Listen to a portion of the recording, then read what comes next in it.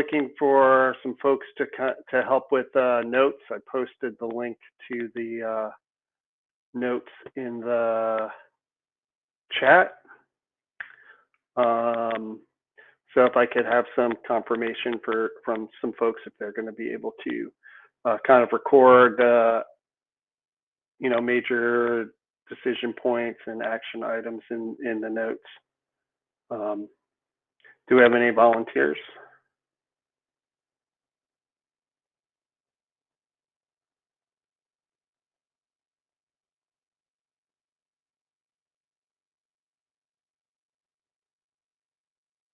Silence. I might be able to do the first half, Joe, but by the bottom of the hour, I need to not be doing them. Okay. Okay. Can you let us know when? Just let us know when you're heading when you can no longer take notes, and then one of the chairs may be able to kind of help out there. And anybody can, the notes are collaborative. People can join to that link and update them as needed. So this is IETF interim meeting for EMU under the standard built well policies. What I wanted to go through today is the remaining errata, the two 5770 and 5775, which are perhaps a little bit more complex than some of the other ones we've gone through.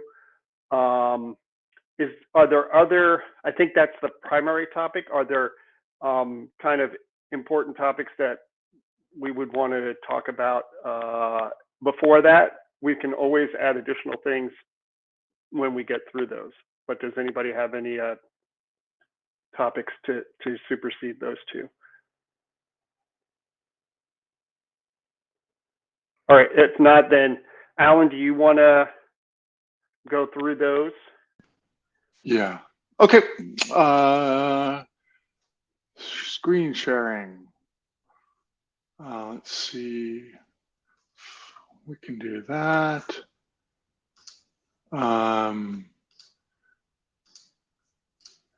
Okay, let's make this the size where people can read it.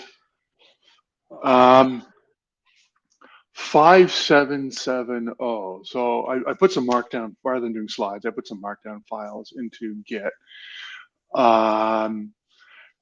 The summary is that the SIMCK is derived from MSK or EMSK, and what happens. The definition there uses IMSK, but all the later references are to IMSKJ. The secret used for the PRF is EMSK, and then the text, if you go read it, is like, no, really, it's sometimes MSK. And there's no discussion of what to do when you pick MSK versus EMSK. So in the end, the fixes aren't terrible. Change the definition so it's IMSKJ.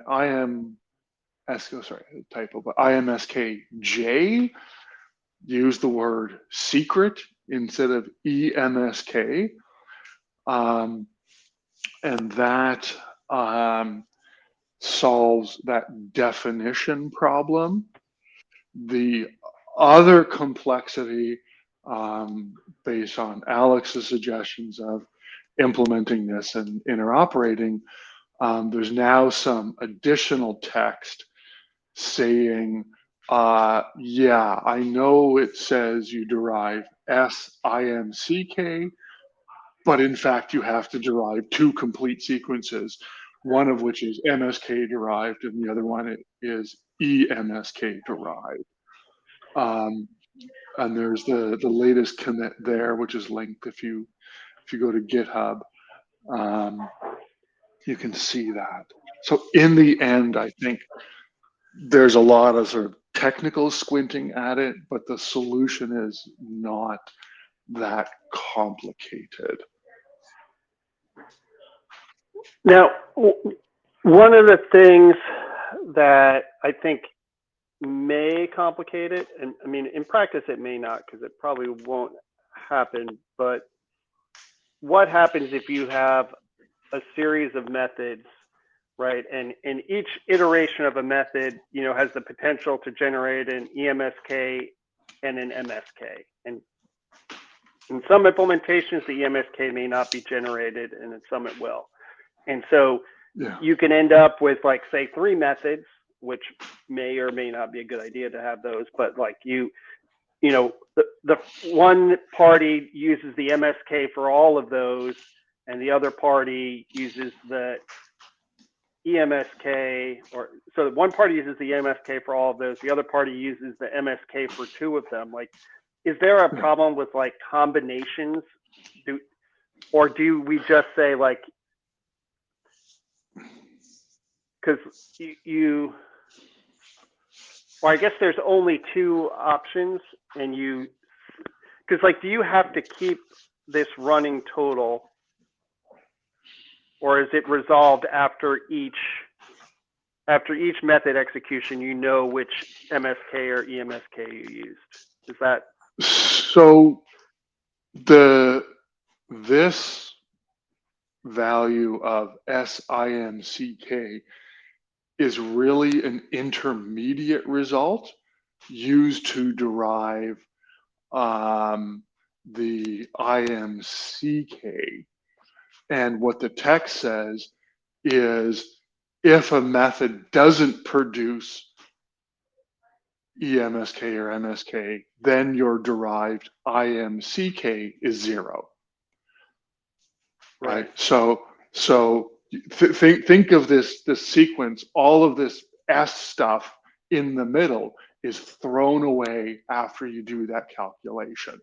The only output is that final IMCK, which is either 0 or derived from this calculation. So I can clean up that text a little bit. So one of these things of working on it yesterday afternoon and this morning, thinking out loud and explaining it helps it clarify a little bit.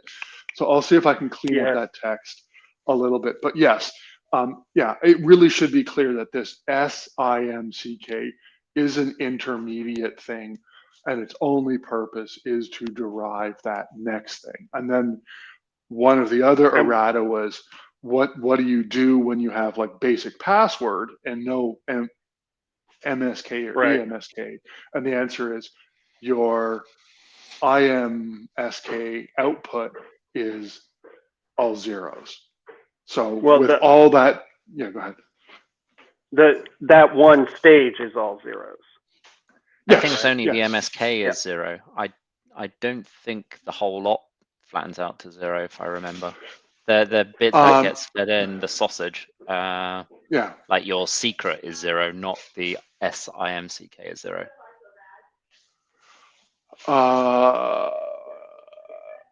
I'll have to double check the text. I think it was written as the output was 0, but yes, it probably should be the secret. And I'll double check the code too. But yeah, I think that may be correct. So because you're taking these values and then you're hashing them into the what your previous result was. And so if you're doing something that doesn't generate a key, you're hashing a 0 buffer into that. Versus, and then your other case is, well, my method could generate an MSK or EMSK, and that's implementation dependent. And so the server provides one side provides, the server provides 2 options, if it has them and its policy allows for that. It provides 2 options so that the client, if it only supports one of them, it can choose one and you can interoperate, right? Yes. And then at the end of that transaction, you then have chosen, the client has either chosen the MSK or the EMSK, and the MSK could degenerate to 0 if there was nothing if there was no, or whichever one we decide would degenerate to 0. And that gets hashed into the running hash of which I think it's the IMSK or IMCK, or I guess the IMCK. And so, okay. I think that the summary there is the input here is MSK or EMSK or all zeros, and the output flows from that, and then you have 2 derivations of everything. I just have to find ways to explain that a bit better, but yeah. Was there also part of this one, or is it part of the next one, that was the question on if you're generating all zeros, which is it ambiguous as to which fields you put it in the protocol message, or is that clear? I think that's clear. There's a separate one about crypto binding and which one you put in, but there is text about that. So yeah, so I think we, modulo some last minute fixes, I think we're mostly good with this. Yeah, I think the 5775 talks about basic auth and how you do the key derivation for basic auth. And we'll need to get into that in just a bit more detail.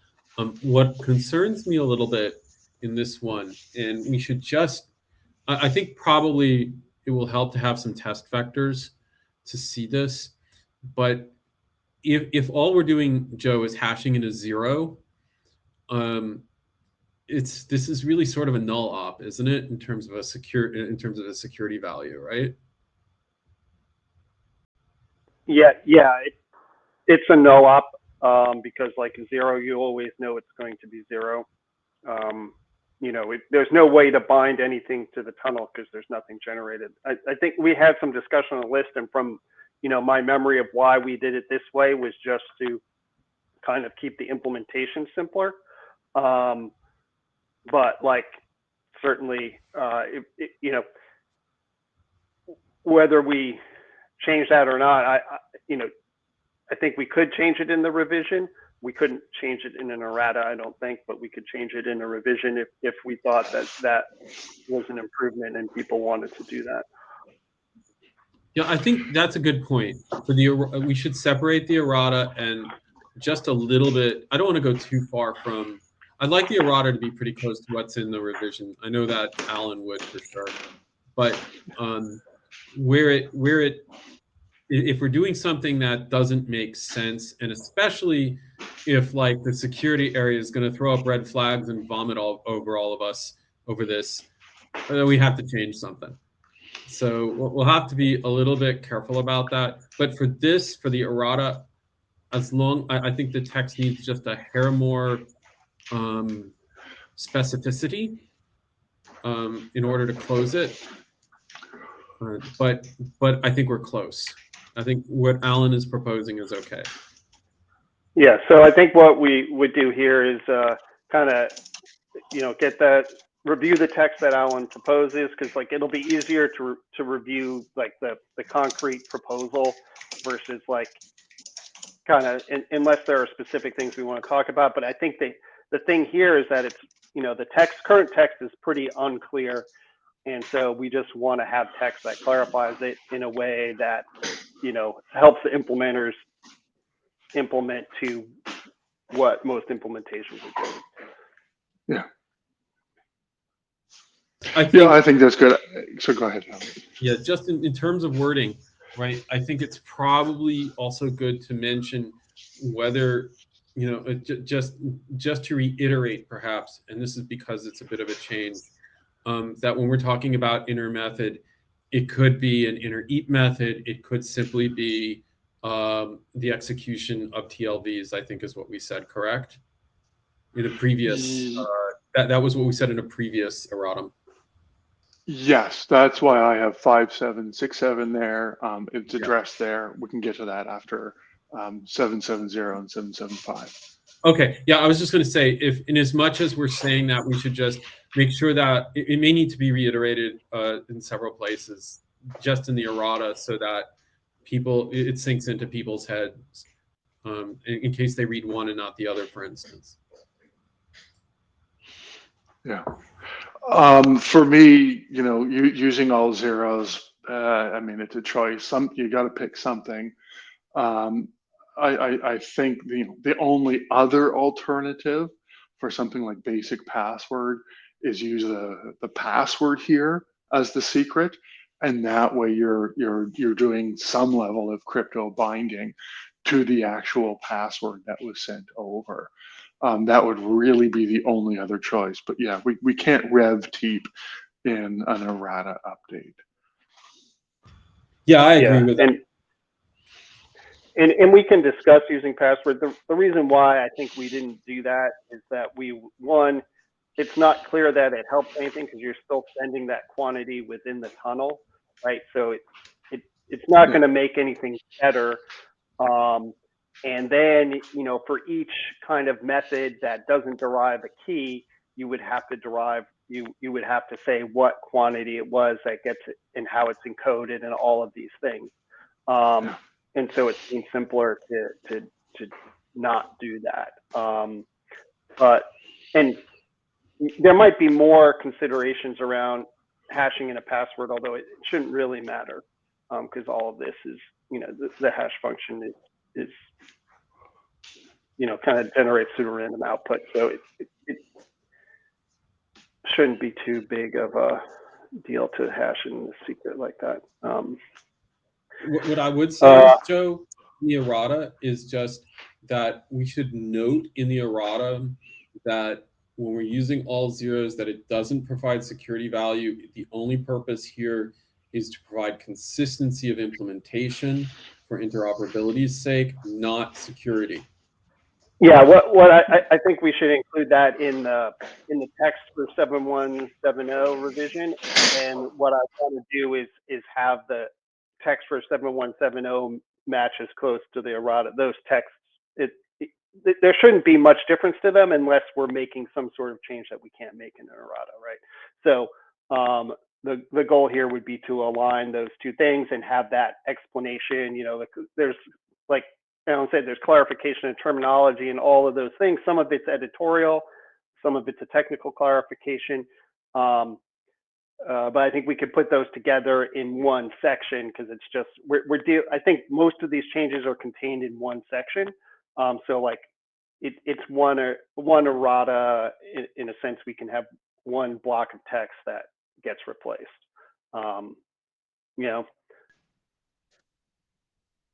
Okay. I'll see what I can do. I'll push some fixes this afternoon while it's fresh in my head. I think we've covered 770 modulo changes and updates.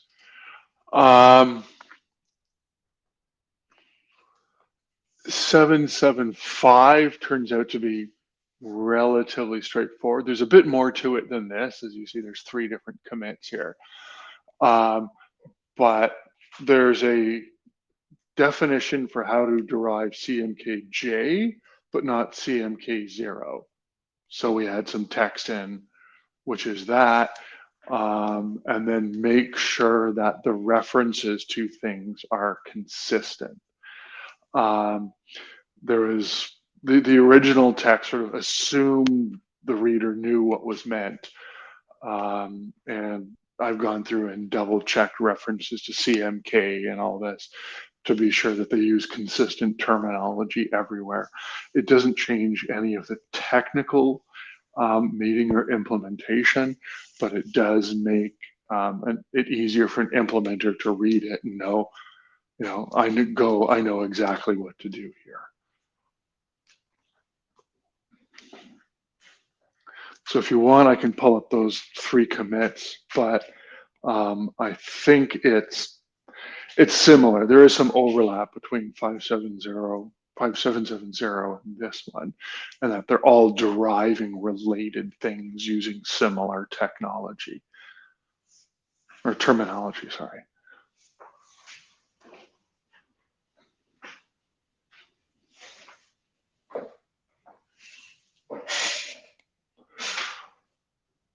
Okay, hearing no concerns there.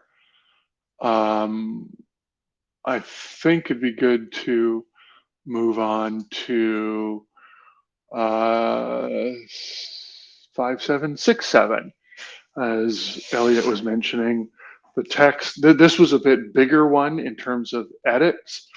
The original text was playing fairly fast and loose with inner EAP method, where it meant inner EAP authentication method. In other places, it referred to EAP method, where it really meant EAP or basic password. And then, as Alex was pointing out, or vendor specific. So rather than trying to put weasel words everywhere, because there were some where it said EAP method or basic password, but that wasn't consistent.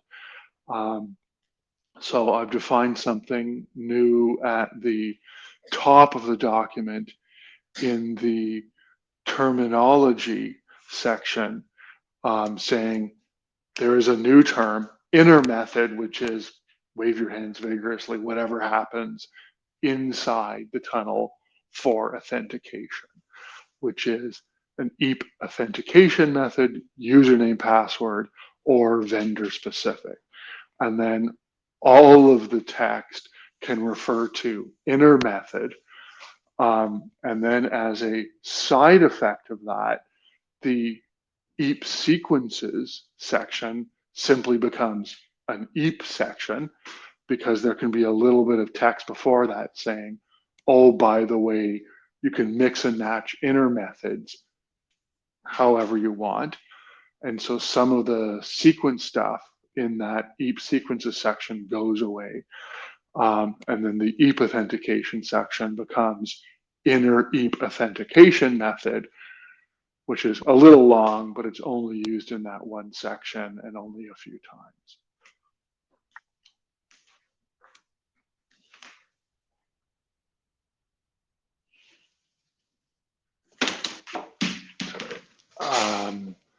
I'll let people digest that for a second. I'll go make some notes.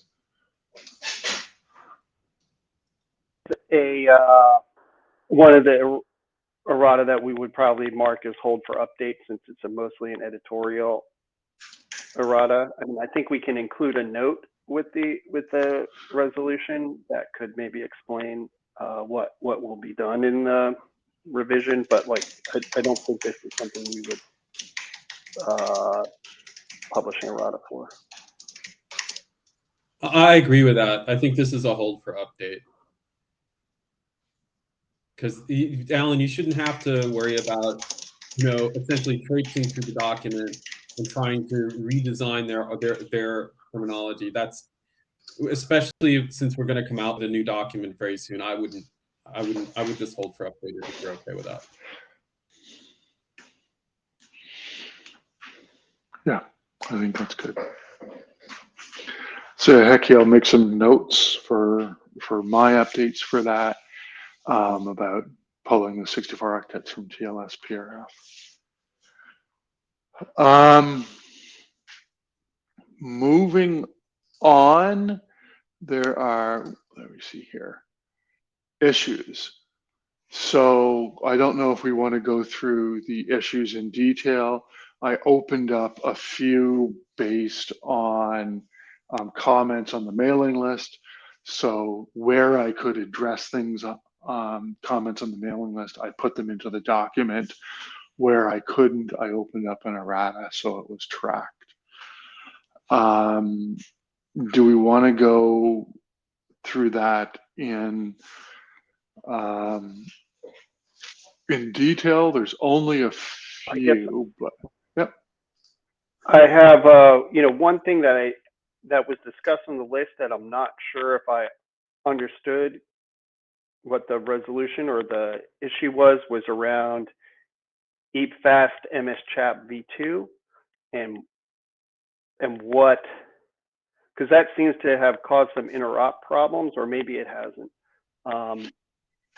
Yeah, so so there is a separate section now in the document which says, oh, by the way, if you're doing EAP MS Chat It is the EAP fast MS chat variant as defined by this link, which means that there's two 16 octet fields which get swapped. So that is explicitly called out now.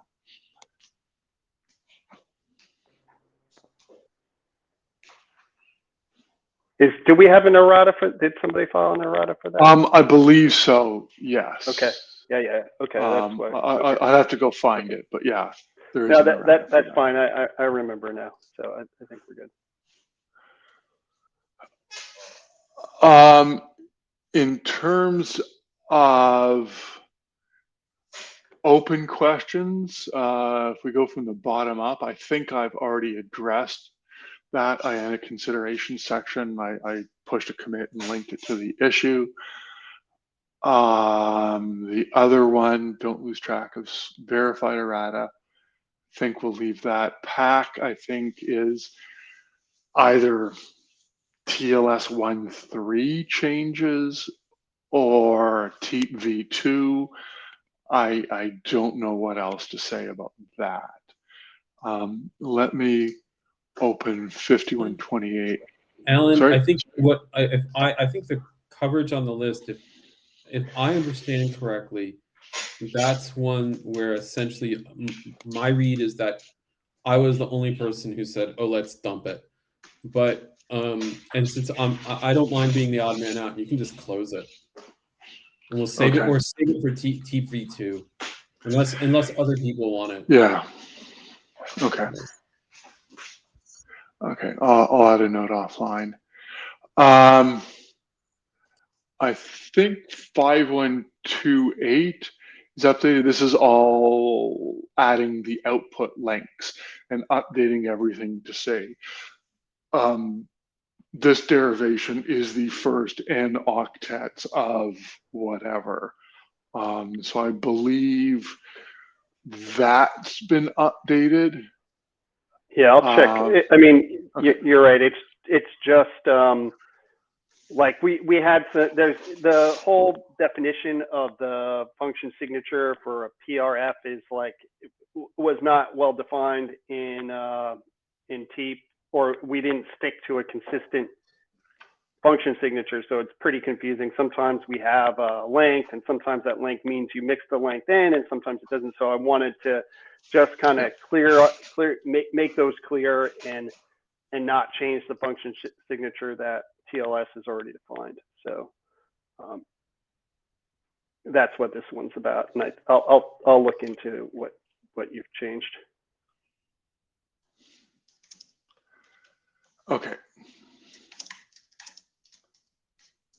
Let me make a note.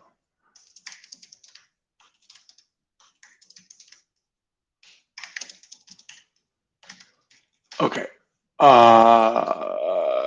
Next errata. I believe this was Alex's comments on the list.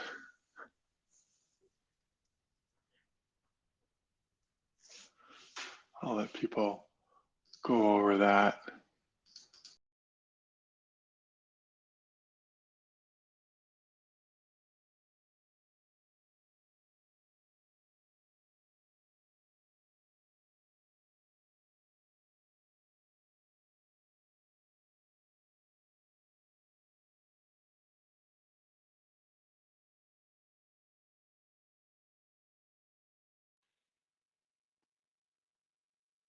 Have we got any PAC TLV implementers?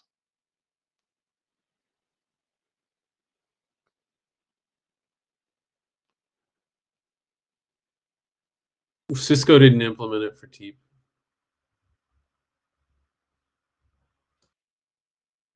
I never saw a tick box in on Windows for it either. I expected there would be one if there was, but because I think the client has to request it usually, if I remember.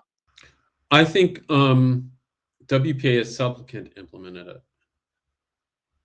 And the reason I think this is essentially my view of his code is that Yoni basically stole the EAP fast code for this and just did the same thing, and roughly the same for, or he borrowed that code path. So I think he only spoke to himself though, if I remember. So I think he only tested it internally, like loop back, tied the ends together. Yeah. So if nobody knows what the heck to do for pack, do we want to keep it? Do we want? I mean, I would almost suggest leaving it in to minimize the edits to the document, but just add a note saying, "Oh God, nobody implement this. We don't know what it does, and we don't know if it works." Because yeah, if nobody implements this, maybe it's time to rip it out. Yeah, well, I think we could potentially, but I'm just, if it's going to cause we'd want to do it in such a way, if we can, that it minimizes the chance of causing an interop issue. So, but definitely I think we can add a note that says, hey, this is a candidate for removal in the next revision because people haven't implemented it. I mean, for a pack file, right? They're generated based on previous results, right? And if you don't have a pack file, you just run through the full, whatever set of methods you're going to use. So I'm not sure there's actually an interoperability problem here if you rip it out. The problem with the pack, I think there was an out of bound provisioning idea. So like people could go around with USB sticks and say, right, this is provisioning a machine. So you install this blob on the machine and that's how you hook up. It's not just a case, you wouldn't be able to, it's like you wouldn't be able to even connect in the first place because that pack file is no longer being sent or used. I think that was one of the use cases. There was definitely that use case. I but I don't think it's very practical. But there was out of band pack provisioning. I mean, you wouldn't necessarily have to do it by USB stick, but you'd have to have some way of provisioning that.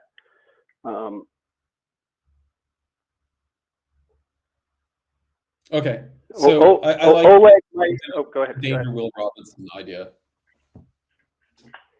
Yeah, and we can look into what the impact is, because in some ways it's attractive to kind of remove stuff that we don't need. But if it's going to cause, if nobody implements it and we think it's a useless idea, then we can. I think we can remove it. But we need to be a little bit careful that it's not going to cause somebody a headache if, I don't know. Anyway.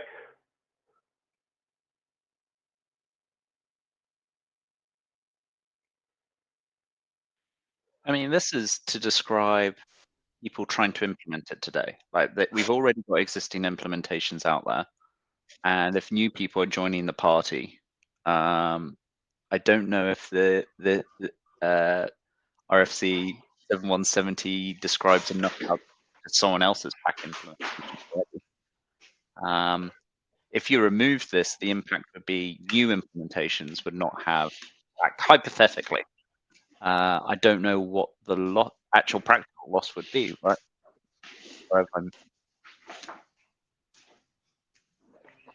If somebody did implement pack, is there a recovery option here? Like, would they just be able to say, I don't support it, and go into a full handshake if that method was available? Like, obviously, if they only have pack way of bootstrapping something, that might not work. But is there kind of, I haven't looked at it in a while, is there a reasonable fault? Like, if I don't support pack, is it an optional enough part of the protocol that you could just say no, and continue on with the main part of EAP-FAST if you support the full authentication? I mean, the spec seems to say that. It does say include your pack if you've got one, but if you haven't, you haven't. I'm thinking this document is sort of aimed to describe what we see out there in the wild. And we can't describe what someone else might have done with their pack, or what they should have done with their pack TLV implementation and how to use a pack file. If we describe something and hammer in a nail somewhere in the ground, if someone's different, we've already created an interop, which I understand we're all worried about. But let's say we just remove the whole pack section from here. Say, hey, you might see a pack on the wire, but just ignore it for new implementations. When someone writes a new implementation, let's say to talk to a vendor we don't know of, that vendor might have implemented it in a way which any of our interpretations of this RFC, we're not going to be able to meet in the middle. I think someone's going to be just looking at the output of Wireshark and keep poking it, or looking at a debugger until they can figure out how to talk to this other vendor. I don't know though. Yeah, no one's seen this. I think it's worth, trying to see if we can just remove it, and because it sounds like, well, if you don't support PAC, you're just gonna. There's this kind of corner case of out of band provisioning where somebody might, there's some bootstrapping that you couldn't do, but I think it's unlikely that people have really implemented it. I think the person maybe to check with is Oleg from Cisco, but if Elliot said that they didn't implement it, I think it was probably implemented for EPFAST, but I would be surprised it was implemented for T. I mean, Johnny implemented it for host AP. So one option is we just describe exactly what he did. So, I mean, that's the only interrupt out there, I guess we're aware of, if Cisco definitely didn't do it.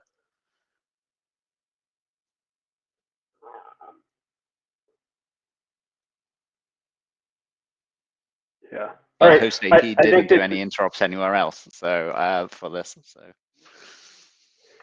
Yeah, and we might be able to get Yoni to comment if he would lose sleep if we removed the pack, which probably would. So. Yeah, I don't know that there are any actual shipping implementations of TEEP supplicants using host AP. Typically, that goes into Android, and the TEEP code is relatively new, and I haven't seen anywhere that Android actually exposes this anywhere. I suspect in part because the code is new, and as soon as anyone looked at it, they went, oh gosh, here be dragons, and said, well, let's just not do that. So yes, I wouldn't be surprised if there was no production implementation or deployment of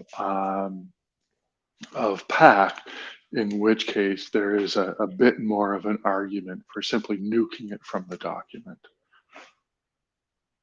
Cool.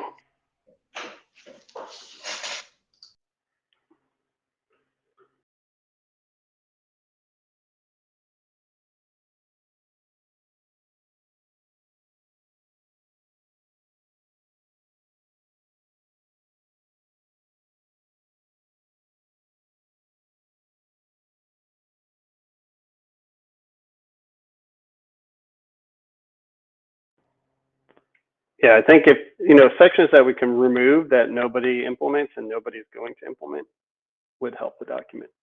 So.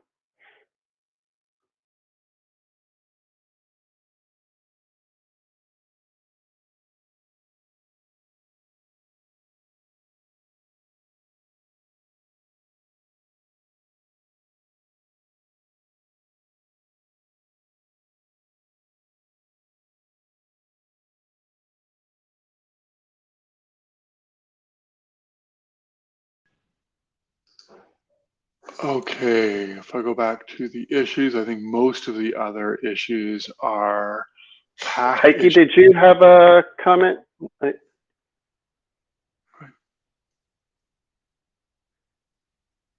Or is your hand raised from a previous comment? How about now? Yep, I can hear you. Yeah, some Linux distributions may have, they are using WPA supplicant, Ubuntu and Fedora, so they may have it because they are using WPA supplicant. I haven't checked, so I can check if there are any of the recent Linux distributions have it. So that's besides Android, so that is one. So let's say that the Linux distributions are one user of WPS applicant.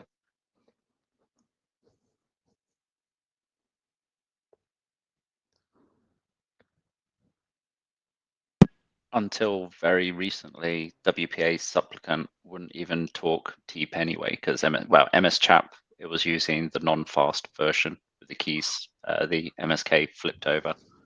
So that wouldn't have worked full stop. And it wouldn't have authenticated against Windows either, for various reasons. So I don't know, even if the TEEP shipped, it wouldn't be usable in the state it is until a patch, I think, was added within the past month, I think. Yeah. Mm-hmm. Yeah, that's true.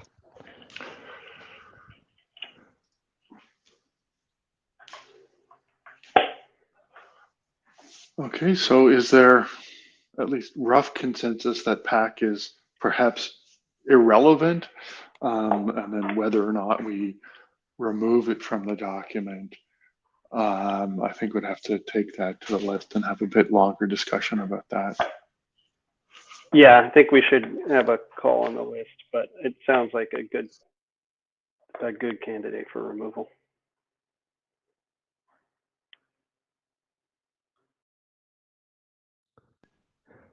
Okay. Yeah, Right. one more comment, if I can. The TEEP RFC still has this session ID based resumption. So if somebody wants to have a quick TLS handshake, I think that option still remains.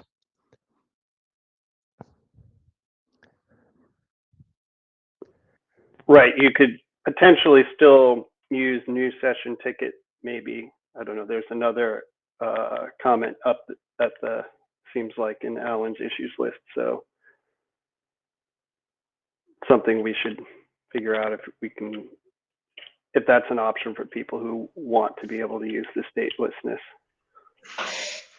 Yeah, I won't open that issue at the top, but the summary is the PAC text says you get the PAC from the TLVs or maybe from the new session ticket, depending. Okay, when? How do you know that the new session ticket is the PAC and not a TLS session ticket?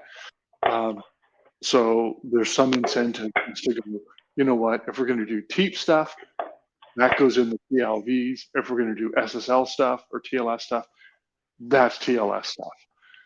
And I think the only real difference between the PAC and the new session ticket is that you can begin a new TLS session and authenticate using the PAC, whereas the new session tickets are really one use only, or limited uses, shall we say.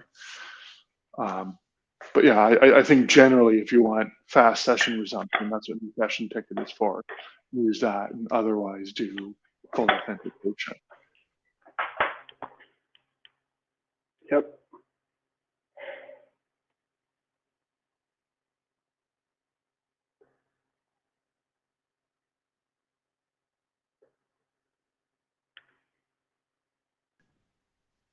Okay, so the one remaining thing is PKCS7. Let's see, I think this was Alex's comment. I don't have a lot to say on that other than I meant to take a look at it later.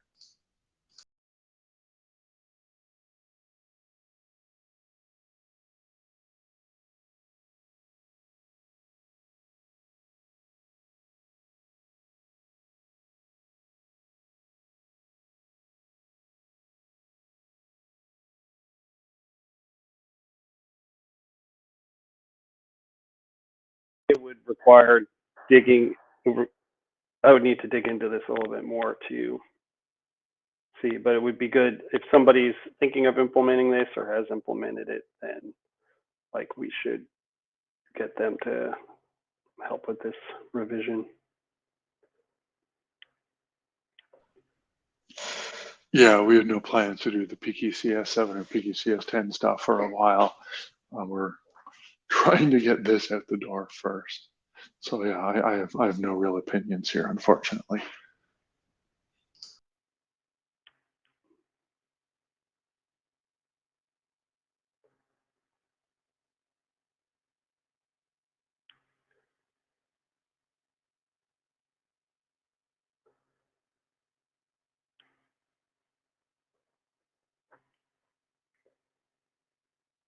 All right then.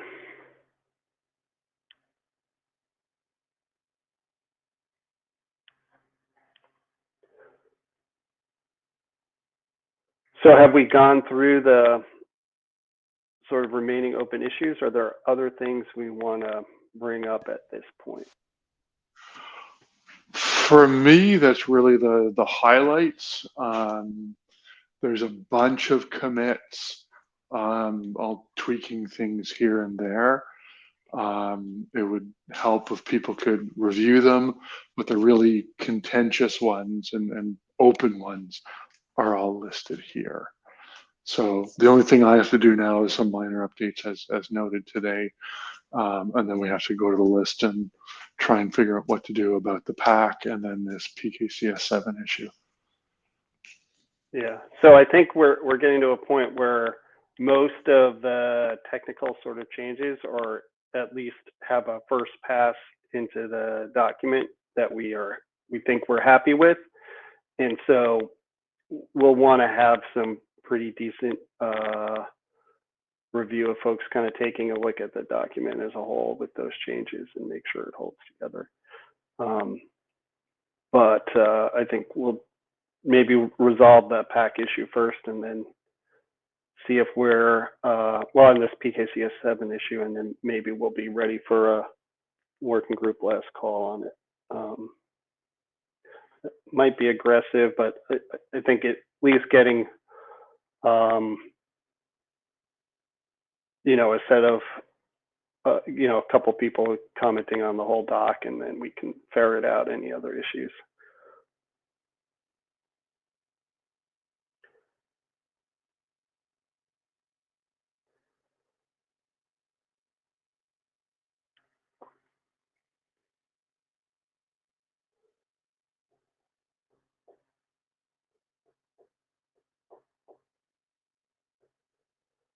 If there are no other issues, then I think we could adjourn for today. We do have a meeting scheduled for next Wednesday as well. I'm not sure that we need that one.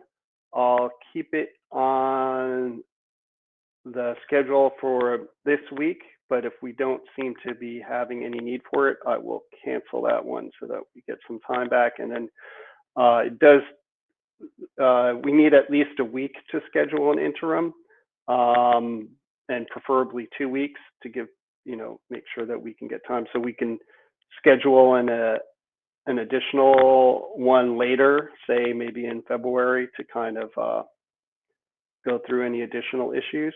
But I'll hold off on that for right now. So I'll leave the current meeting for next week on, but I will send a note to the list if we cancel it, probably by the, you know, during the weekend, if there's no additional things brewing that we would spend that time on. Does that sound reasonable?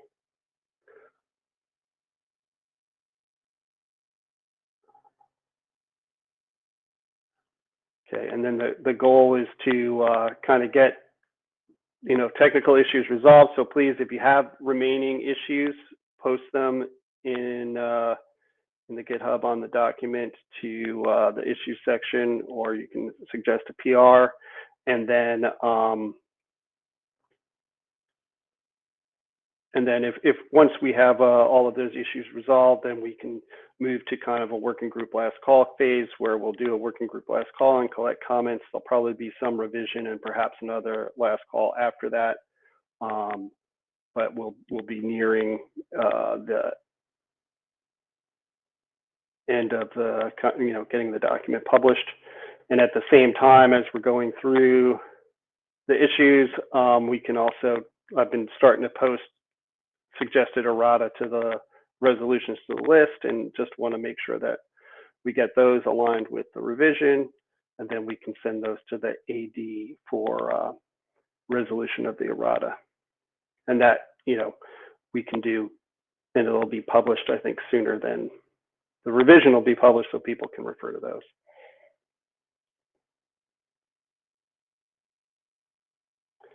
All right. Well, everybody have a good day, good evening, and we'll see you on the list.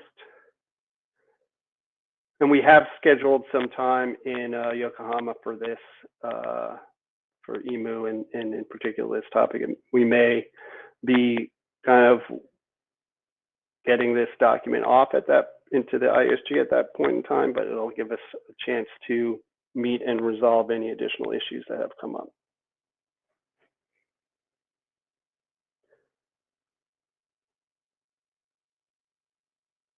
All right, take it easy.